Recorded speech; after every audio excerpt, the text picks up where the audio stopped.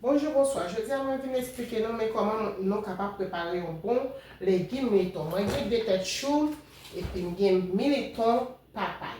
Je dis à moi pas venir avec berichet. Mais légume militon ça pour le fait, sans que pour pas gagner de l'eau, pour pas mouiller, pour sec. Percez petit cloche là, abonnez pour nous cacher plus de détails s'il vous plaît. Suivez-moi jusqu'à la fin. Quand je prends des têtes chaudes, je lave, je tire tout ça qui est bon là-dedans, tout ça qui est bon là, je prends la chaîne chaude.